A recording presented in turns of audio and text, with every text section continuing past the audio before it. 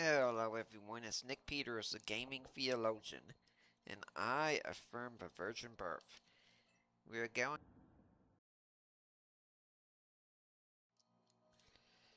Okay, so we're going to continue the Mario game.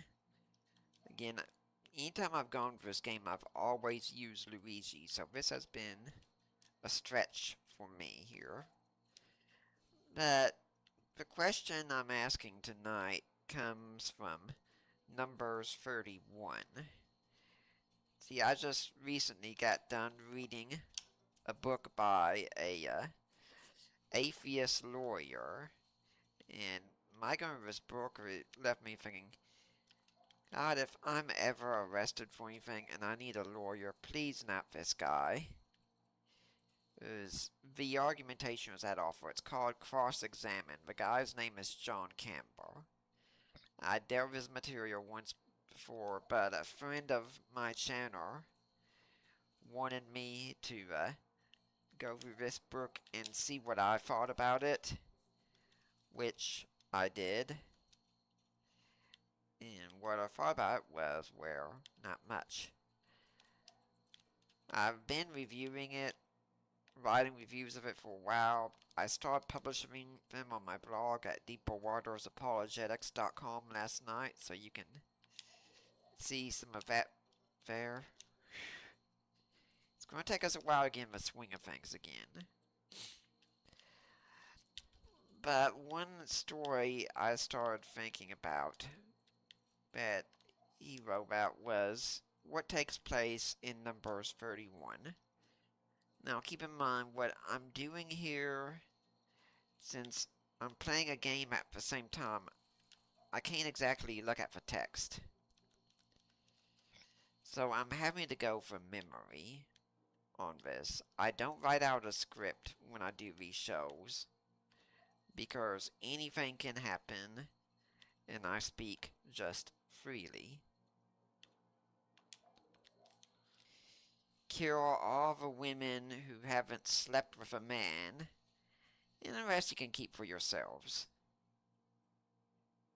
Boy, that sounds pretty bad, doesn't it? So let's go over some details here, because John Campbell, who we talked about, didn't bother going over any of the details. You just looked at this and said, hey, look what happened here. And by the way, if you look at women being captured and you immediately say, oh, probably sex slavery, that says quite a lot about how you view women, actually.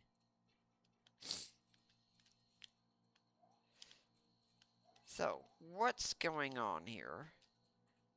First off, how would someone know these women were virgins? Where in the ancient Near East, this wasn't a problem. Virgins would be identified through some external characteristic. It could be, that there is an item hidden there, so well, that gives us a little bit of insurance.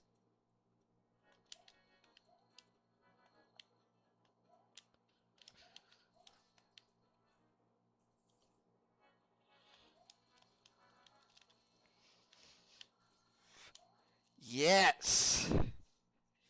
So, there was no need to go into and what would likely happen is, as soon as a child reached puberty, a boy or a girl, and by the way, I do think that, wow.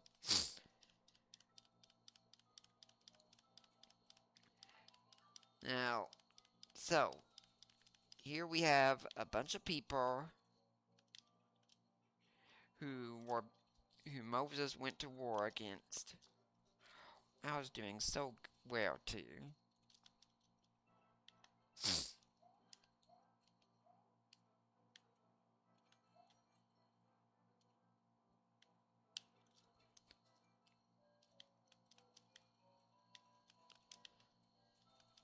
I don't think there's anything I can do here, but let's just see. Nope.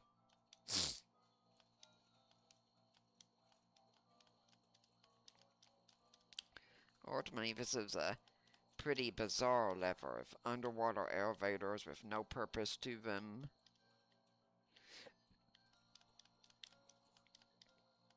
But I do like the concept of normal enemies being underwater, though Lakitu is certainly a weird one to see underwater.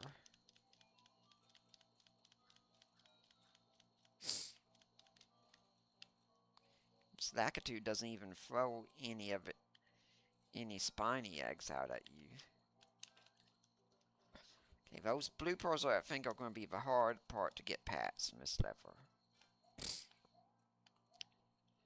But either way, women were married off young, and they were expected to start having children early, which that's another thing we can get from our own society, is that our young women who are much older, but still in high school or something, don't have a clue a lot of times. Young men too, about responsibility. Okay, I guess he does throw out spinies, you just have to be low. They don't have a clue about responsibility. For them, in that time, you were expected. Ugh.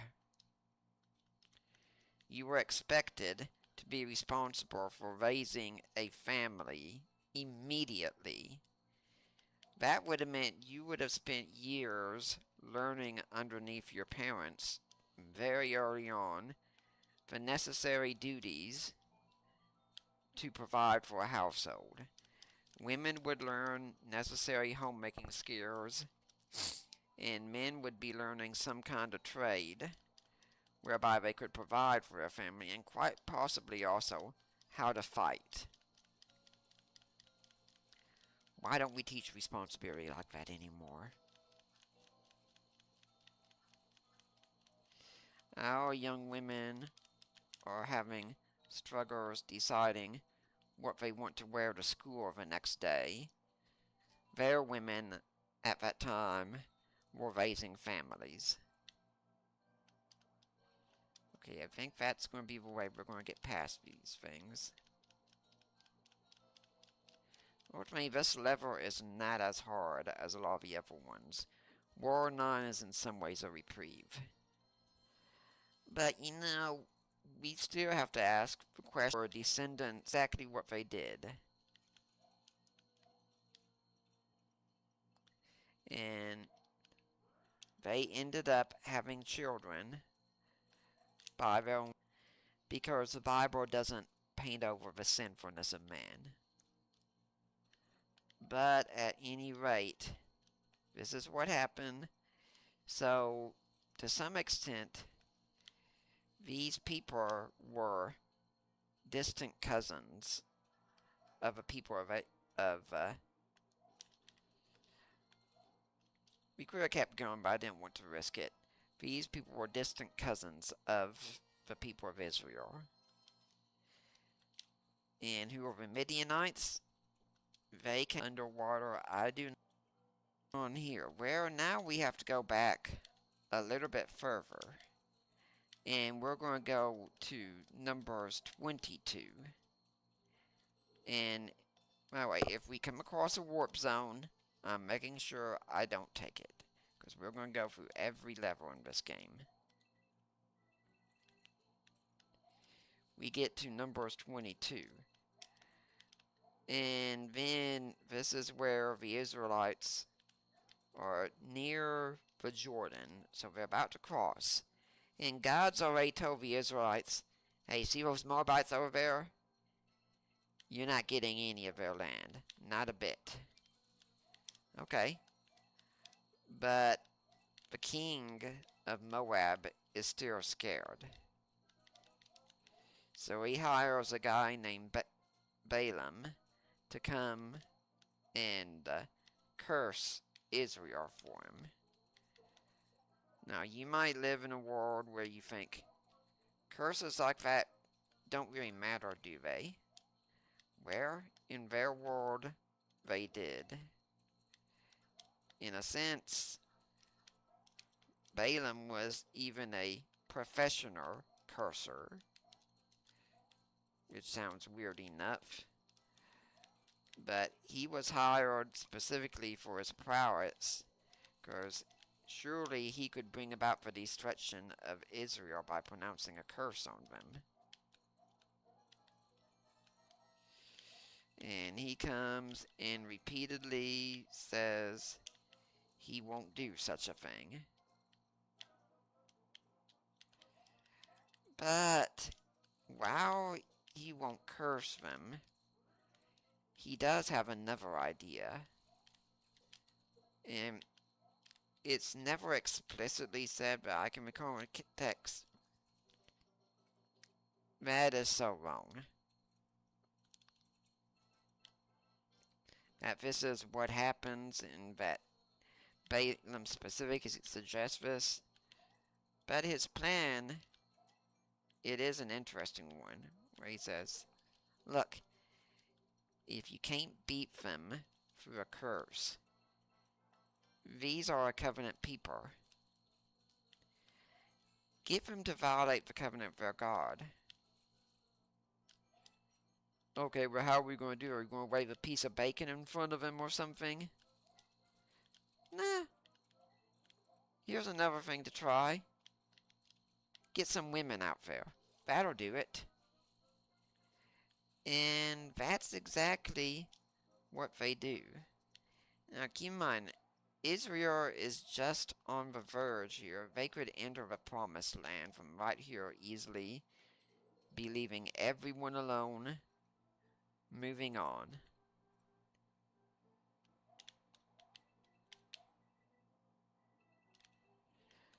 But the Moabites still aren't sure about things, so they get the Midianites to come help them out. Now, the Midianites aren't right next door. They're coming from a distance to do this.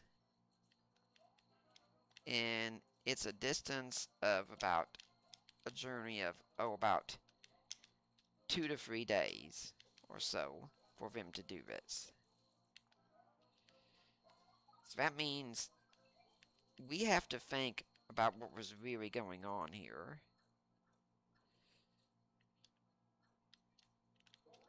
But it could be that some Midianite women were saying, hey honey, be back in a bit, gonna go entice the Israelites to sin by having sex with them. Okay, well, make sure you're back at a decent time. That's one thing that could have happened.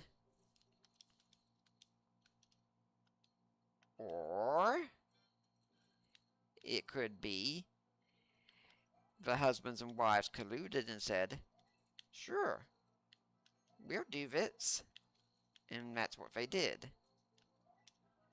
Which, by the way, it could also have even included unmarried daughters that they had as well. We don't know what was going on in their homes, but we know the women had come there specifically for that purpose. I think I'm going to avoid this time and see what happens. Okay, I shouldn't have done that because I missed out on a 1-up. Won't make that mistake again.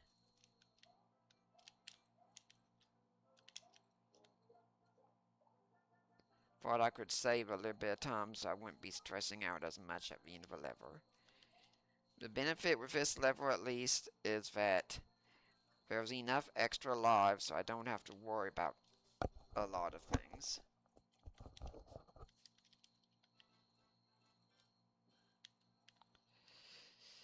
So, then Baker said, okay, well, let's collude together. Honey, do you mind if I cheat on you a little bit just to get these guys to break their covenant? Go ahead. Not a big deal. And honestly, to a lot of men, it might not have been a big deal, since in their culture, they could have probably had sex with anyone they wanted to. Their wives wouldn't have had the same freedom, but maybe they granted them this time. And then these families, or at least the women, went on a 2 to 3 days journey, which it makes it even creepier when you think some of the women could have been bringing their daughters alone. You know what I'm saying? Hey, daughter, you want your first time? Okay, we're going to go together and we're going to seduce some men together. Does this sound disgusting to you? Good, because really, what was going on here was disgusting.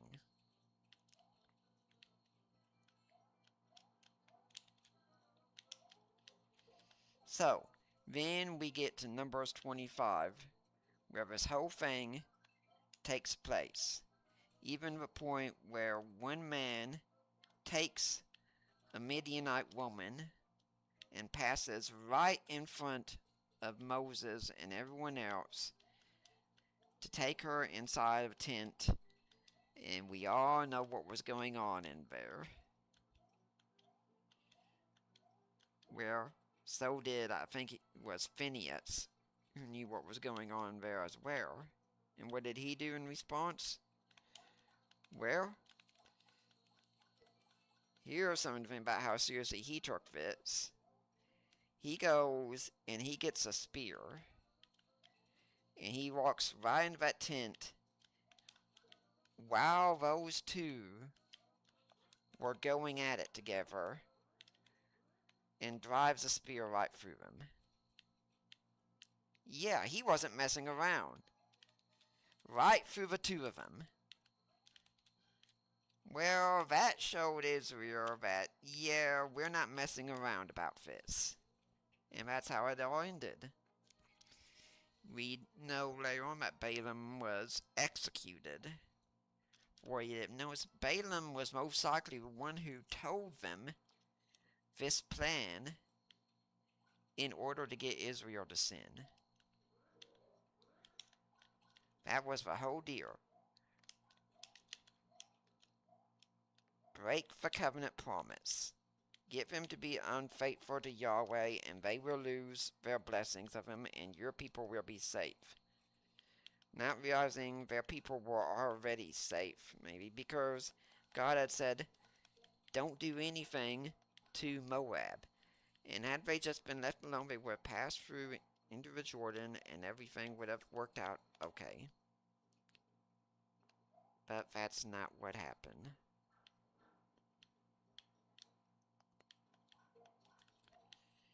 Now then, we get to Numbers 31 after all this.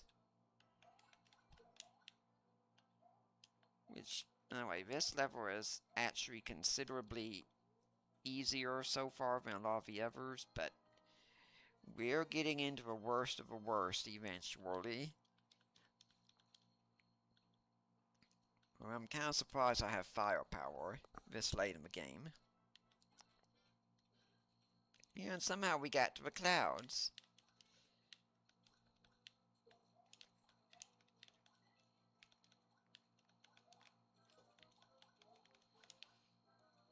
Yeah, seeing wind pop up in a level is never encouraging to me.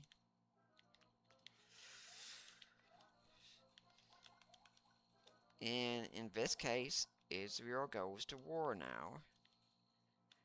And they succeed. And notice, after the war, any men who have fought in the war enter a kind of quarantine for a few days.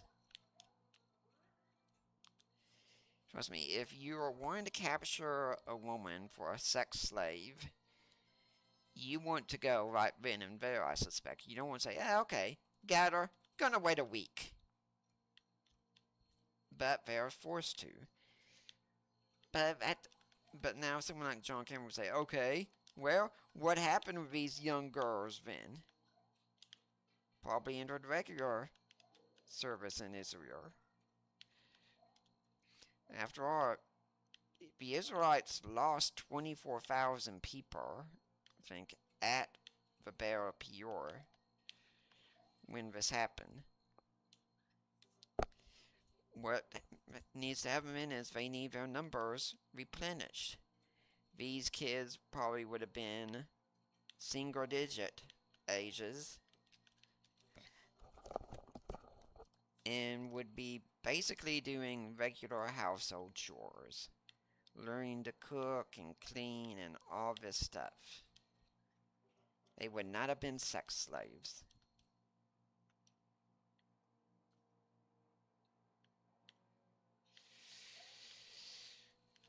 Now, keep in mind here that everything I've done in this was, it could have been easily found out by someone like John Campbell if he really wanted to know. But he didn't. These are stories that, when militant atheists share these accounts, they're meant to make you think this is awful without knowing the information. Which, by the way, in the same book, John Campbell also argues that morality is subjective, so go figure, okay? Because if morality is subjective, then there's no problem anyway with what happened.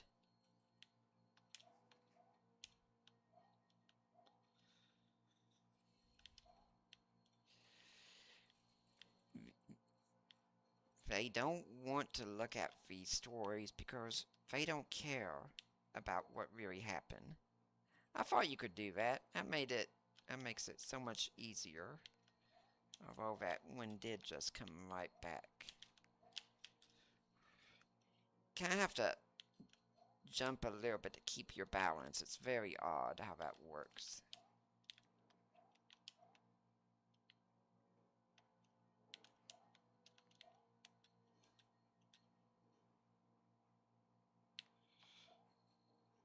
Okay, now we know we're going to have to make a running jump next time.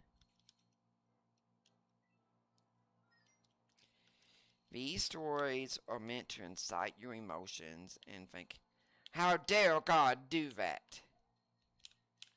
Anyway, it's never explained to me when I hear these stories how it is that God owes anyone life at all, that God has an obligation to keep anyone alive whatsoever. And you could say, if you want to, that it's still a hard story to hear about. And yeah, I get that. And it should be a hard story. But it's hard because people are sinners. And people do sinful things. In this case, that includes using the women as sex objects to induce Israel into sin, which that's something that John Campbell didn't say anything about because he didn't bother looking into that. He didn't care about the story of adultery before all that. No, all that mattered was, God's a great big meanie and I don't like him. Yep, that's it. And these are the people who also tell you they are the champions of rationality, and yet the main arguments they go to are emotional arguments. I wonder why that is.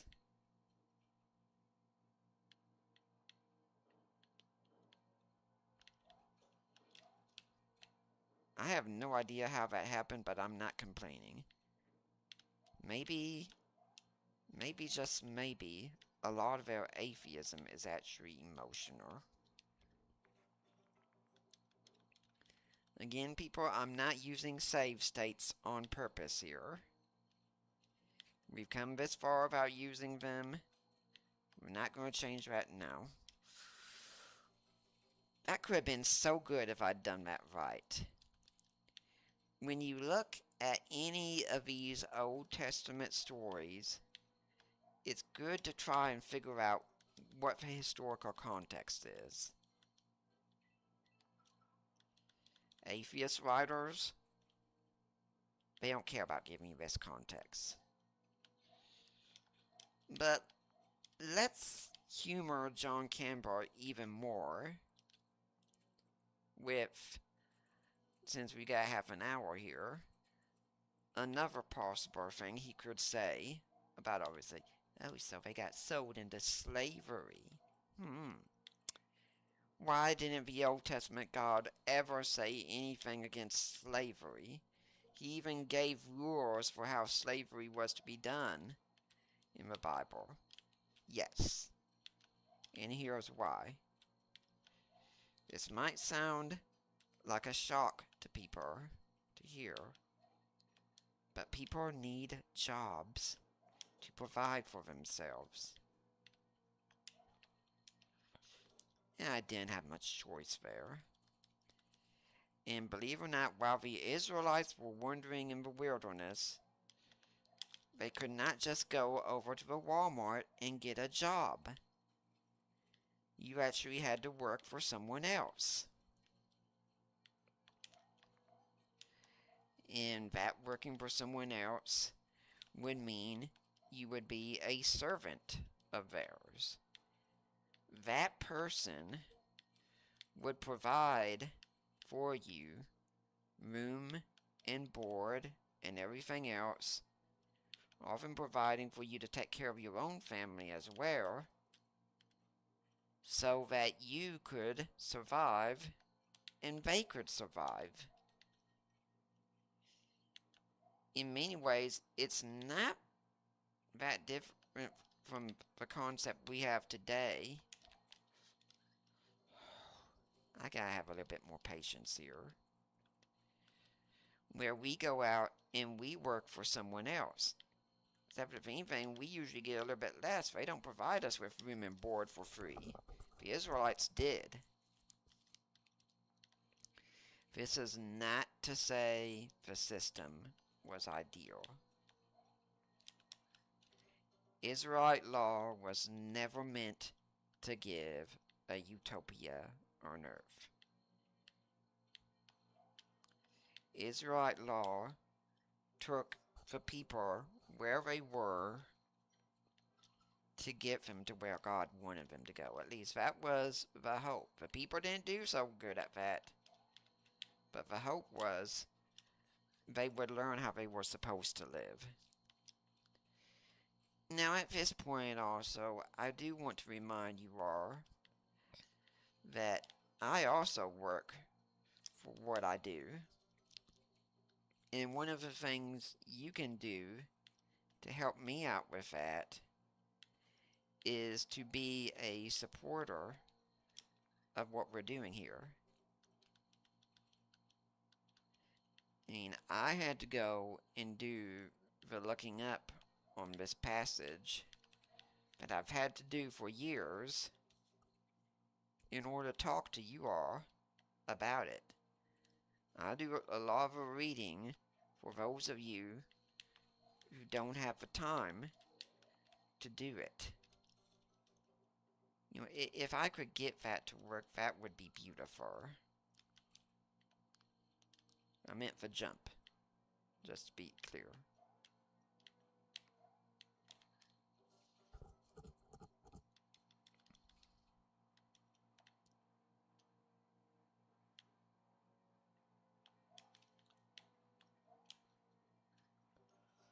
I can't believe I'm struggling so much with this first part here. Anyway, please like, comment, share, and subscribe to this channel. Anything you do helps that. I have noticed there was a couple of new subscribers. Welcome aboard. Always glad to have you. Hope you're listening.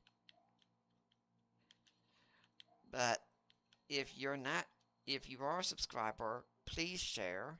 If you're not a subscriber, please sign up. I really would like your support. And if you're listening to this and thinking, hey, this whole thing sounds like a neat idea, I want to get behind this. Okay, I'm going to try and just rush through this first part. I want to get behind this. I want to give some support because I like what this guy is doing. I enjoy games, or maybe it's just I enjoy I appreciate someone doing Christian apologetics and doing it in a way that will reach people, hopefully, who like games. If so, you're welcome to help support me as well that way. I have a Patreon below, and you can go and sign up for it.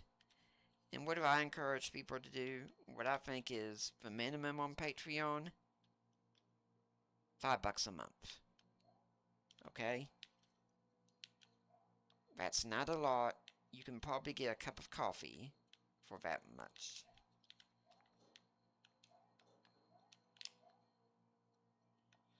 Try and be a little bit more patient this time.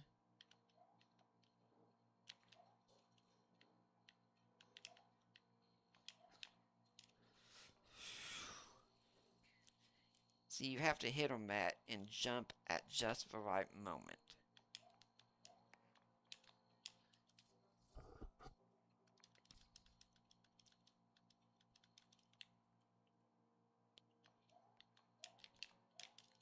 You know, one of the worst parts about this is the little pause when you die.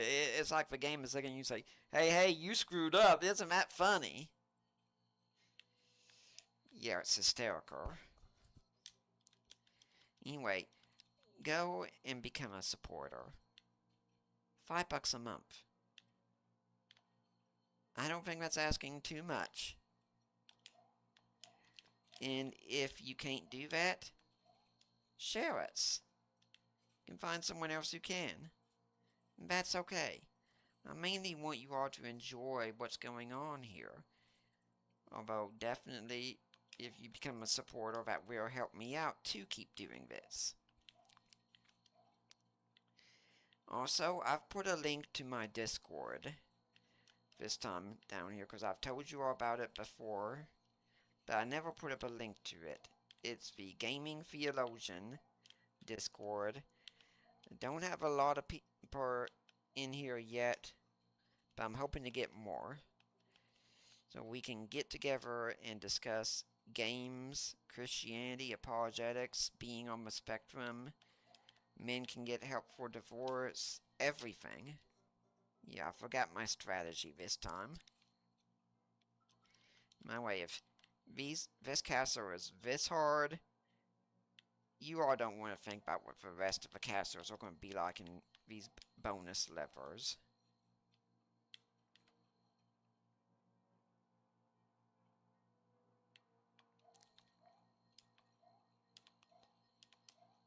You know, the hard thing is, a lot of this is just random. It's not skill, it's randomness. Asking where you jump at just the right time when the potaboos aren't coming.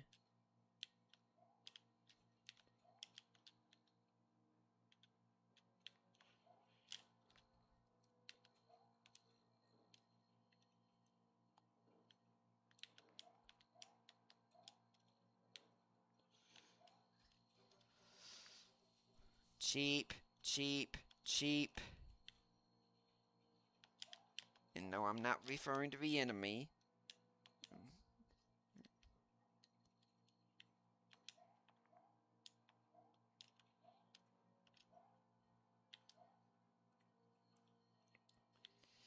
Oh, what I'm wanting you all to get at with this is, like, we took a story in the Old Testament that's normally very difficult for people to look at.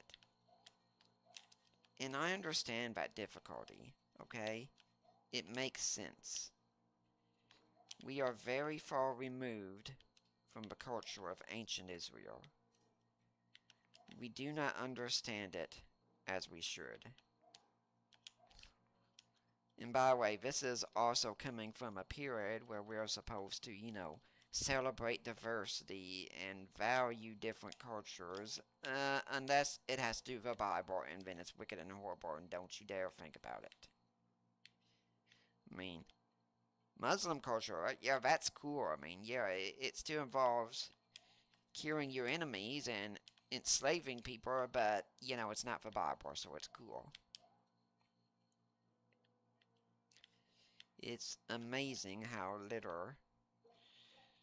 much there's contradiction in the worldview of people today that you can, as long as it comes from the Bible, it's horrible. Unless, of course, they want to use it with something like, say, judge not, for instance.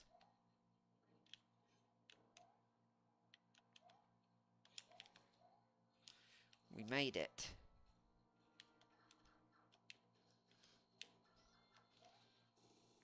There. Now, so you all know there are 4 bonus worlds, A through D. So now we've made it through the first one. Internet atheists, I find, and people like John Campbell and others, they only look at the objections at what they don't like on a surface level. So when it comes to the arguments for theism, they take the most basic level of understanding and assume they have it down perfectly. Odds are you don't. I mean, for instance, let's use another parallel. Let's suppose you wanted to argue against evolution. Can you just look at the data on a surface level and say, well, I'm not scared of my science, but I think I understand it well enough to make an argument? No, you can't, and you shouldn't. That would be disingenuous. Now, I'm not telling you anything about the status of truth of evolution, but I am saying if you want to study and argue against it, you need to really learn what it is that your opponents are saying. Really wrestle with the data and understand it. When you want to read someone like Bart Ehrman, you need to know the data on the historical Jesus and what's going on there. Most atheists don't have a clue. They go and they look at someone like Bart Ehrman and they treat them as if they're reading gospel. If he says it, it's infallible.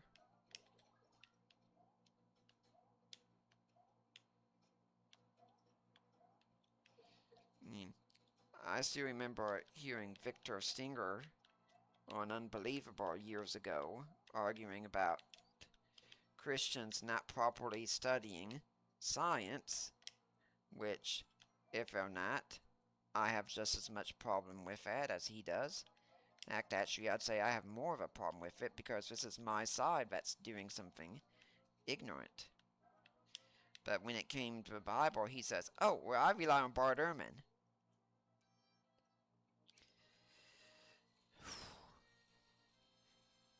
And I notice when I read Bart Ehrman unfortunately has a tendency to ignore his best critics. For instance, when he writes on how Jesus became God, he does not interact with Richard Bauckham at all.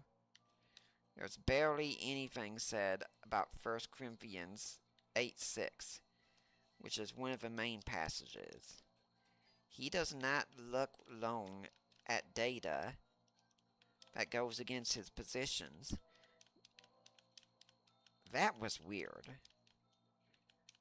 Not too long ago, he released another book called, it's not his most recent one, but it's one called Armageddon, where he looked at the book of Revelation. Now, I had a prediction that I made. I wish I'd made it more publicly. I don't remember if I did or not. But it's the same one I made before I read his book, Jesus, Apocalyptic Prophet of a New Millennium. I said, I bet he is not going to engage with Orthodox preterism at all. Lo and behold, I was right. He does not engage with it at all. As far as I know, he doesn't even know what it is.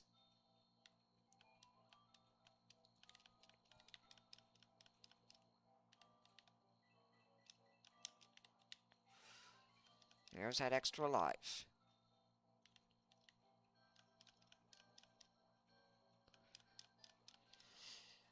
When you read Atheist, which I think you should, try and pay attention to how much they interact with the other side. Usually, they are completely ignorant of positions that they disagree with.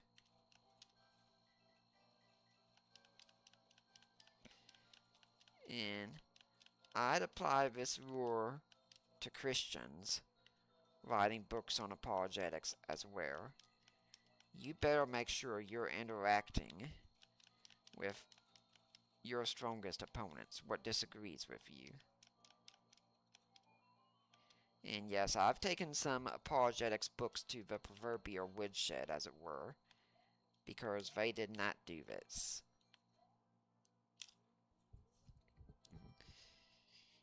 If you look at my blog and you look up some apologetics books, you'll find I don't treat them kindly because they do not give a good look at what their opponents believe. They make shoddy arguments.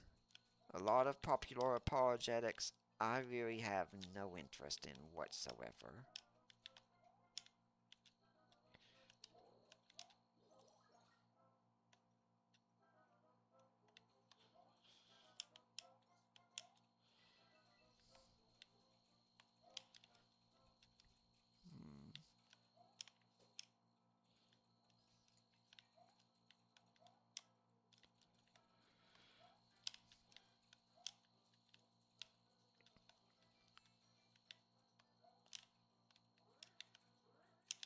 Honestly, in comparison to a lot of the other wars you've gone through, World B isn't that bad either. So far, at least. We'll see what happens when we get to the castle, but a lot of these levers aren't so bad. But I do know there is one lever in the next world that is just awful.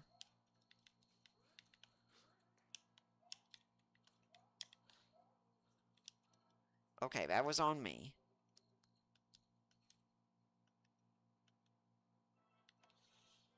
Guess there's no halfway point here.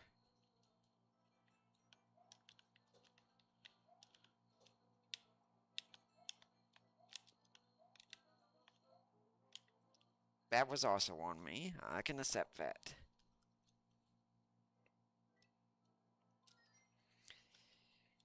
No, people, you owe it to yourself to also do good research.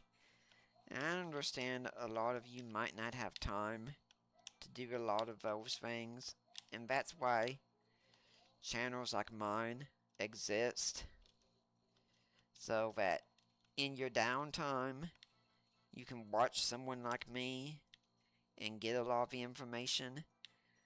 And also, let me remind you, if there's a topic you really want me to discuss on here, if it's within my wheelhouse, I'll really consider doing what I can on that.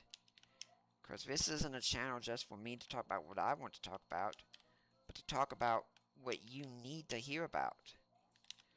The issues that you're struggling and wrestling with as a Christian. What are they? Let me know. We'll talk about them.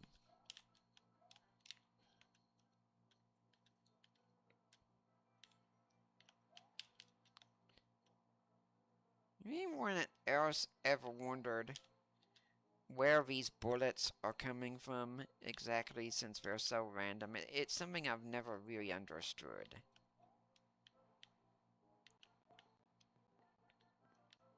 Okay, I think we can make a running jump here. I swear I was ducking.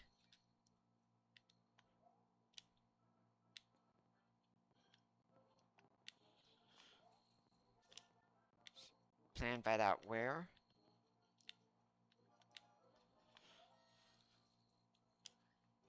Okay, I think I might have to wait until a bullet bill is coming this time in order to make that jump.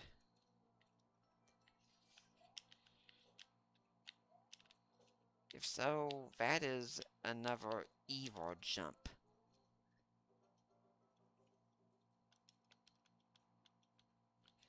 Yeah, and I'm winding down on what I'm talking about because time for this episode is almost coming to an end.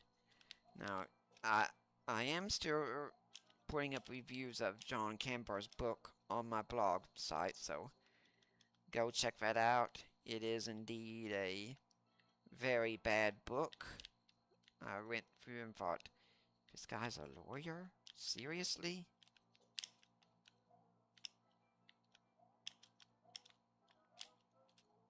Well, that worked out much better.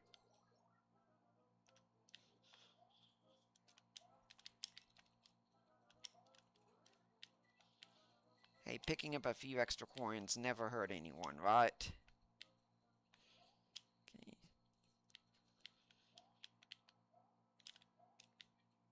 Yeah, so we're gonna stay up here. Make the jump this way.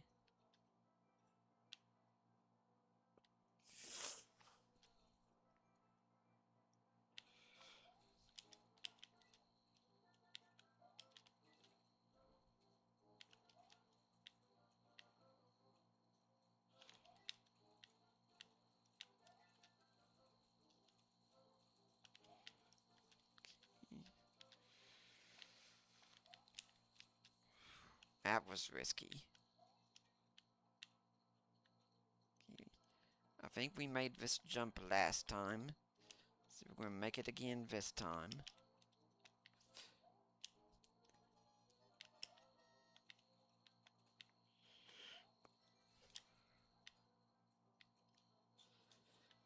Now, if we were playing on the Luigi mode, this would definitely be a lot easier.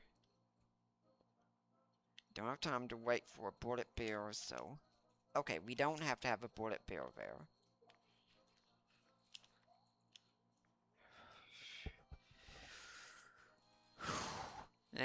Playing this game is so stressful.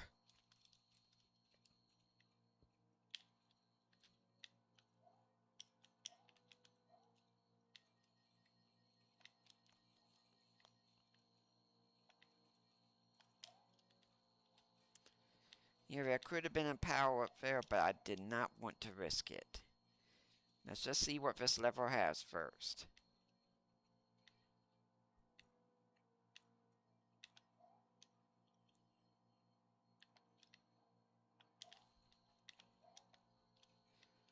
I'm suspecting this is another maze level.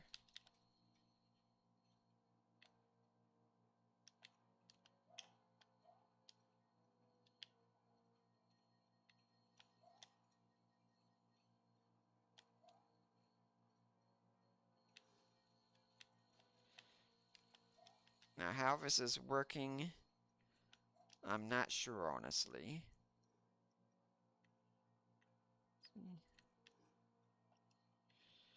Trying to get a feel of this area, this part. Can't I make a jump just as regular Mario here? Yes, I can, okay.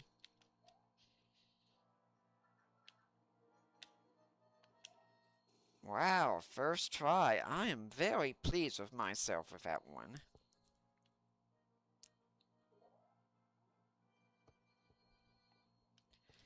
Now, a lot of stuff is going to start looking like World 7 again.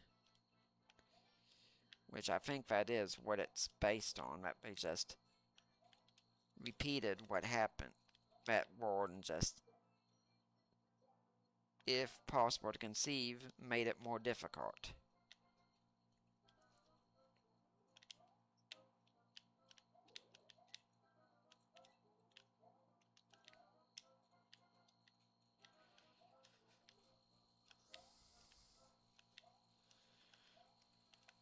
There's no sense to Think about beating all these Koopa Troopas, nothing to be gained from it.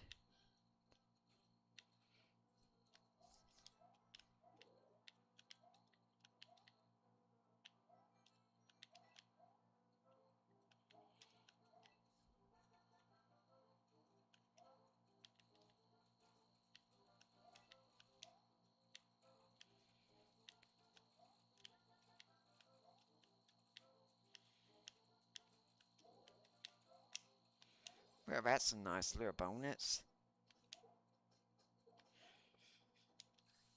Until you realize it's a trap. Okay, so it's 8:56, so we're just going to go through this one more time.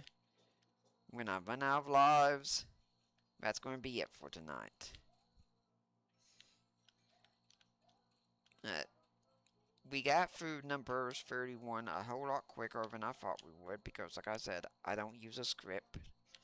So I hope I gave you a lot of other things to think about, including dealing with issues like slavery. And I hope you've learned something about just how to do research in general.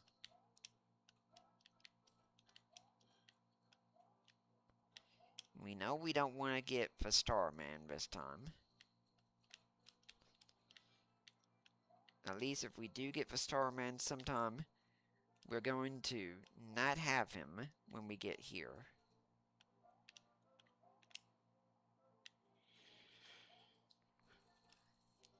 Or we are going to have to time that just right.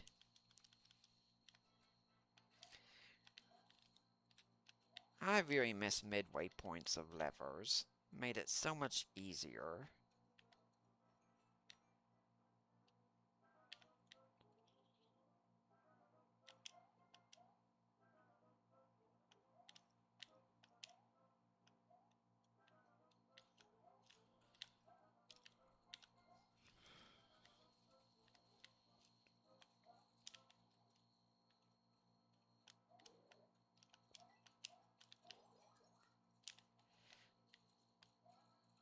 That's going to help.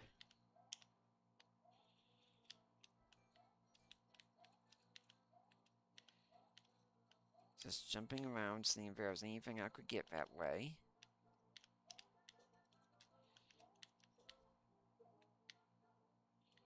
Okay. Whew!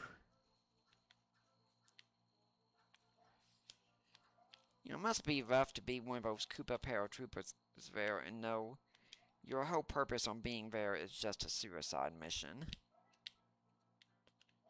I thought there might be something there.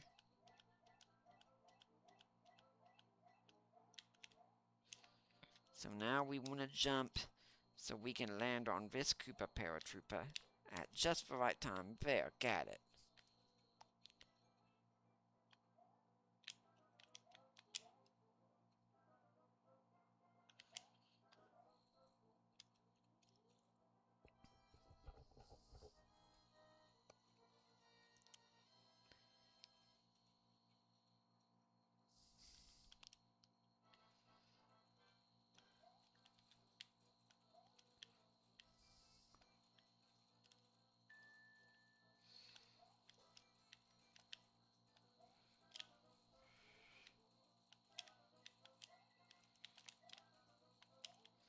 At least we've got the super mushroom still. I have no idea how I made that jump, but I'm not complaining about it either.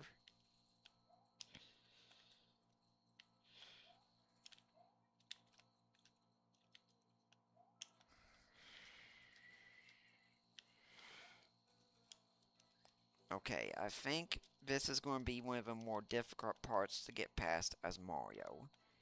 If you're Luigi, it's much easier, but it's kind of odd to think about playing as Mario as the hard version of the game. But it's the case. Luigi does have terrible traction in this game, but he can jump a whole lot better.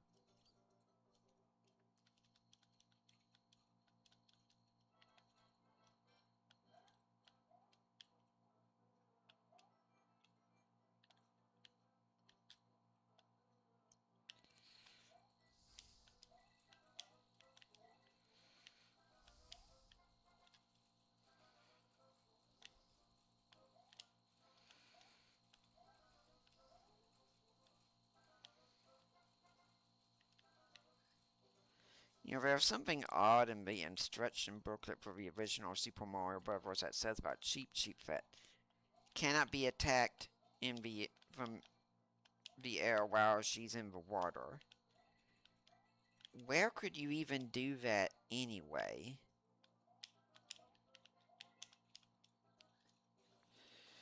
Well, folks, that's going to be it for tonight. Maybe next time we'll finish Super Mario Bros. The Lost Levels, who knows. But I hope I've given you some food for thought. Please like, comment, share, and subscribe. Please join my Discord. Please become a donor through Patreon. And remember, people, whatever you're doing, do it for the glory of God.